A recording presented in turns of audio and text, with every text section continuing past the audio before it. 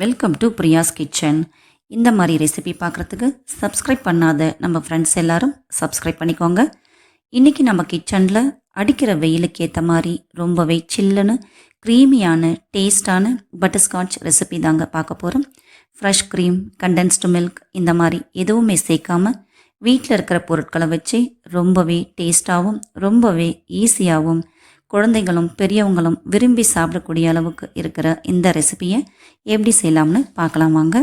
அதுக்கு ஒரு பேனில் 1/2 லிட்டர் அளவுக்கு ஃபுல் ஃபேட் மில்க், அதாவது கொழுப்பு எடுக்காத பால் எடுத்துக்கோங்க. அப்போ தான் க்ரீமியாக டேஸ்டான ஐஸ்கிரீம் நமக்கு கிடைக்கும். ஸ்டவ் ஃப்ளேமை ஃபுல்லாக வச்சுக்கோங்க. பாலை லைட்டாக கலந்து விடுங்க. பால் கொதிக்க ஆரம்பிக்கட்டும். பால் கொதிக்க ஆரம்பித்ததும் ஸ்டவ் ஃப்ளேமை கம்ப்ளீட்டாக குறைச்சிக்கோங்க. இப்போ பால் கொதிக்கட்டும். இப்போது இந்த சமயத்தில் 2 ஸ்பூன் அளவுக்கு வெனிலா ஃப்ளேவர் கஸ்டர்ட் பவுடர் எடுத்துக்கோங்க. இந்த பவுடரை கொஞ்சமாக தண்ணி ஊற்றி கரைச்சி எடுத்து வச்சுக்கோங்க. உங்ககிட்ட கஸ்டர்ட் பவுடர் இல்லைன்னா 2 ஸ்பூன் கார்ன்ஃப்ளவர் மாவு இல்லைன்னா கோதுமை மாவு எடுத்துக்கலாம். நீங்கள் கஸ்டர்ட் பவுடருக்கு பதிலாக இந்த மாதிரி வேறு மாவு யூஸ் பண்ணுறதா இருந்தால் பால் ஸ்டவ்வை ஆஃப் பண்ணிவிட்டு 1 ஸ்பூன் வெனிலா எசன்ஸும் 1 சிட்டிகை அளவுக்கு எல்லோ ஃபுட் கலரும் பாலில் ஆட் பண்ணிக்கோங்க. நம்ம கஸ்டர்ட் பவுடர் யூஸ் பண்ணால் எசன்ஸும் ஃபுட் கலரும் இப்படி எதுவுமே ஆட் பண்ண தேவையில்லை. இப்போது 1/2 மணி நேரத்துக்கு முன்னாடி 10 பாதாம் 10 முந்திரி ஊற வச்சுருக்கேன். இப்போ இந்த பாதாமில் இருக்கிற தோல் இப்படி கீறி பார்த்தாலே ஈஸியாக தோல் உறிஞ்சி வந்துடும். இப்போ எல்லா பாதாம் தோலையும் உரிச்சிட்டு ஒரு குட்டி மிக்ஸி ஜாரில் போட்டு ஒரு 1/4 டம்ளர் அளவுக்கு பால் ஊற்றி நல்லா அரைச்சி எடுத்துக்கோங்க.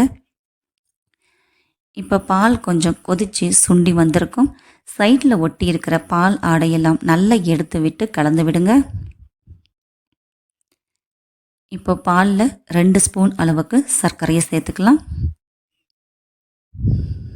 உங்கள் இனிப்புக்கு தகுந்த மாதிரி சர்க்கரையை கூட்டியோ குறைச்சியோ ஆட் பண்ணிக்கோங்க. சர்க்கரையை ஆட் பண்ணதுக்கப்புறம் நல்லா கலந்து விடுங்க. அடுத்ததாக நாம் அரைச்சி வச்சுருக்க பாதாம் முந்திரியோட பேஸ்ட்டை பாலில் ஆட் பண்ணிக்கலாம். இந்த பேஸ்ட்டை பாலில் ஆட் பண்ணிவிட்டு நல்லா கலந்து விடுங்க. அடுத்து நாம் கரைச்சி எடுத்து வச்சுருக்க கஸ்டர்ட் பவுடரை ஒரு தடவை கரைச்சிட்டு நல்லா அதையும் பாலில் ஆட் பண்ணிக்கலாம். இப்போது பால் இன்னும் கொஞ்சம் நல்லா சுண்டி வந்திருக்கும். நம்ம கஸ்டர்ட் பவுடர் சேர்த்ததுமே பால் நல்லா திக்காகி வரும். இந்த கஸ்டர்ட் பவுடர் ஒரு 5லேருந்து 10 நிமிஷம் வரைக்கும் வேக விடுங்க. இப்போ பாருங்கள், இந்த அளவுக்கு பால் திக்காகி வந்துடுச்சு. இப்போ ஸ்டவ் ஆஃப் பண்ணிவிடுங்க. பால் ஆறுனதுக்கப்புறம் இன்னமும் திக்காகி வரும். இப்போது அடுத்ததாக பட்டர்ஸ்காட்ச் செய்கிறதுக்கு கேரமல் ரெடி பண்ணிக்கலாம். ஸ்டவ்வில் ஒரு பேனில் 4 ஸ்பூன் அளவுக்கு சர்க்கரை எடுத்துக்கலாம். கொஞ்சம் கூட தண்ணி ஆட் பண்ணாமல் சர்க்கரையை லோ ஃப்ளேம்லேயே நல்லா கலந்து விடுங்க. இப்போ சர்க்கரை லைட்டாக கரைஞ்சி வர ஆரம்பிக்குது. இந்த ப்ராசஸ் செய்கிறதுக்கு முன்னாடியே ஒரு தட்டில் நெய் தடவி ரெடியாக வச்சுக்கோங்க.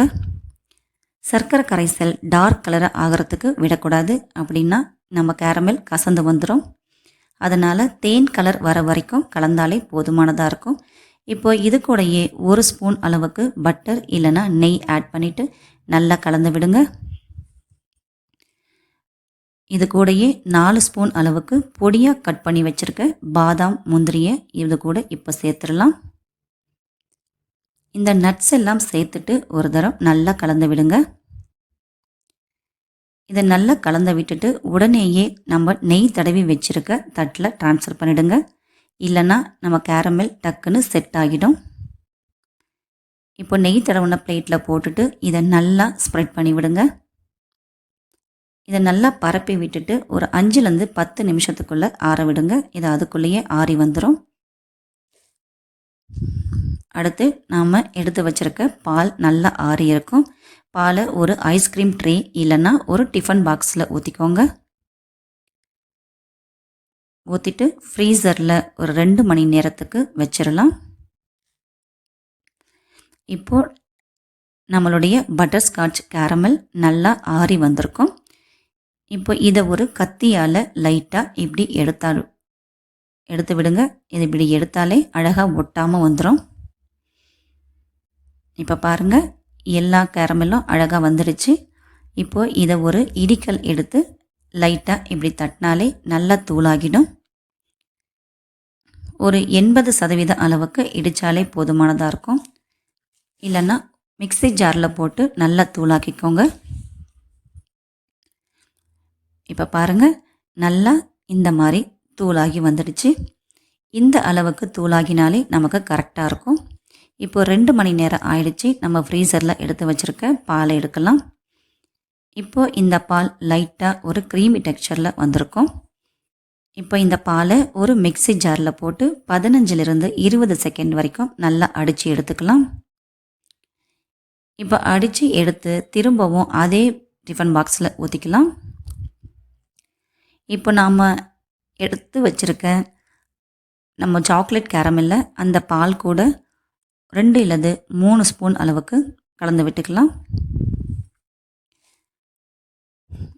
நல்லா கலந்து விட்டுட்டு ஒரு சுத்தமான பாலித்தீன் கவரை அதுக்கு மேலே போட்டு பாக்ஸோட மூடி போட்டு டைட்டாக க்ளோஸ் பண்ணிக்கோங்க.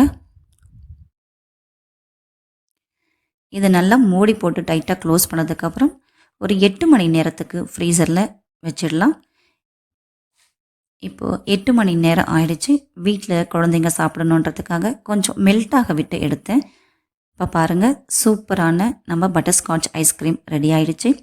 கடைகளில் கிடைக்கிற அதே டேஸ்ட்டில் இருக்கும். கண்டிப்பாக ஒரு முறை ட்ரை பண்ணி பார்த்துட்டு எனக்கு கமெண்ட்ஸில் சொல்லுங்கள். இதை ஒரு முறை நீங்கள் வீட்டில் செஞ்சீங்கன்னா இனி வீட்லேயே ஹெல்த்தியாக செஞ்சு சாப்பிடணும்னு நினைப்பீங்க. இந்த ரெசிபி உங்களுக்கு பிடிச்சிருந்தா வீடியோக்கு ஒரு லைக் கொடுத்துட்டு நம்ம சேனலை சப்ஸ்கிரைப் பண்ணி வச்சுக்கோங்க. அப்படியே பக்கத்தில் இருக்கிற பெல் ஐக்கானையும் கிளிக் பண்ணிவிட்டு ஆல் என்ற ஆப்ஷனையும் கிளிக் பண்ணிக்கோங்க. அப்போ தான் நான் போடுற வீடியோஸ் எல்லாம் உங்களுக்கு நோட்டிஃபிகேஷனாக வந்து சேரும். தேங்க்யூ.